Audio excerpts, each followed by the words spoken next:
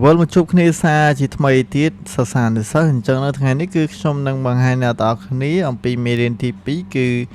វិធីការកាត់មុននិងស្លាកស្នាមនៅលើរូបភាពរបស់យើងចំពោះនៅក្នុងការងារមួយនេះគឺអត់ត្រូវការបង្កើតกระดาษអីទេគ្រាន់តែយករូបថត original របស់យើងដែលមានលក្ខណៈមិនស្អាតឬក៏មិនទាន់ពេញចិត្តអ្នកទាំងអស់គ្នាអាចយកមកលើដាក់មកលើកម្មវិធី Photoshop របស់យើងដើម្បីធ្វើការedit ឬក៏ប៉ះពើបន្ថែមបានណាតោះលើយើងចាប់ដើមទៅណោះអញ្ចឹងជំហានដំបូងណាតើអ្នកគ្នាចូលមកកាន់កម្មវិធី Photoshop របស់យើងមួយមកអញ្ចឹងថ្ងៃនេះគឺយើងរៀនអំពីការបើករូបខ្លួនឯងឬក៏រូបនរណាផ្សេងក៏បានដែរនេះគឺជាការឧទាហរណ៍លើមេរៀនទី2មួយនេះចឹងដើម្បីបើករូបបានអ្នកទាំងគ្នាអាចចូលកម្មវិធី Photoshop ហើយវានឹងបង្ហាញពាក្យថា Open នៅត្រង់នេះអ្នកទាំងគ្នាអាចចុចលើវា2ដងទេហើយបន្ទាប់មកអ្នកទាំងគ្នាអាចយករូបអ្នកទាំងគ្នាផ្ទាល់ក៏បានឬក៏យករូបជាការឧទាហរណ៍ដូចដែលខ្ញុំបានបង្ហាញលើមេរៀននេះក៏បានដែរអញ្ចឹងរូបភាពមួយនេះខ្ញុំចុចលើវាទៅអញ្ចឹងវានឹងបើកដាក់លើកម្មវិធី Photoshop របស់យើងហេម្ដងទៀតខ្លាចអត់ចេះបើករូបភាពចូលមកកាន់ file យកពីតា open មកហើយបើករូបដែលយើងចង់បើកសម្រាប់ edit ហ្នឹងមកហេ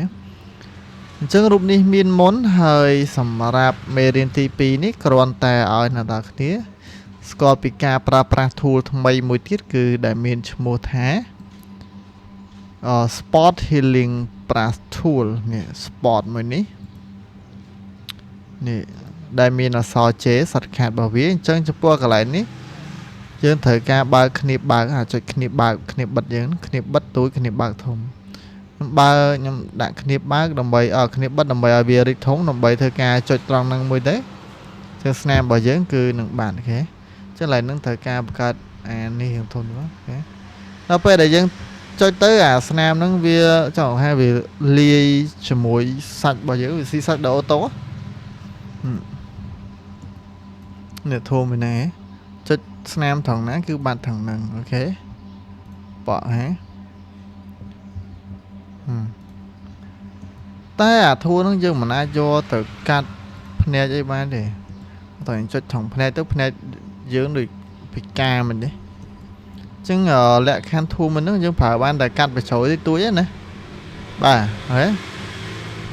យណាបាទចឹងមេរៀនហ្នឹងមានតែប៉ុណ្្នឹងទេណាអ្នកតាគ្នាអាចចុច save ទៅទីមួយអាច save file ទុកកែរូបភាពថ្ងៃក្រោយទៀតអញ្ចឹងខ្ញុំ save ដែរឡើយនេះខ្ញុំកើត folder មួយទៀតខ្ញុំដាក់ថាមេរៀនទី2ចឹងអ្នកគ្នាអាចបង្កើត folder ដូចខ្ញុំចុះមកមេរៀនទី2ហើយគឺជាឈ្មោះ file របស់យើងណាឈ្មោះរូបភាព file របស់យើងអញ្ចឹងខ្ញុំដាក់ថារូប girl មកដាក់ឈ្មោះថា file ឈ្មោះ girl ហ្នឹងតមកទៀតយើងចូលមកកាន់ save as ទៅដែរយើងយកវាថា jpeg លេខនេះ jpeg អូខេអញ្ចឹងអាទីតាំងដែលយើងធ្លាប់បានដាក់លើកទី1លើកទី2វាចូលអូតូហើយចុច save មកយើងដាក់អូខេដើម្បី save រូបភាពអញ្ចឹងយើងទៅមើលលទ្ធផលនៃការកាត់មុនបន្តិចនេះមេរៀនទី2លើនេះគឺជាលទ្ធផលរបស់យើងកាត់មុនហើយយើងសឹងតែមើលអត់ឃើញណាអរគុណច្រើនអញ្ចឹងសម្រាប់មេរៀនទី2នេះអស់ត្រឹមហ្នឹងហើយអរគុណអ្នកទាំងគ្នាដែលបានតាមដានទស្សនាណាអរគុណច្រើនជួបគ្នានៅវីដេអូក្រោយទៀត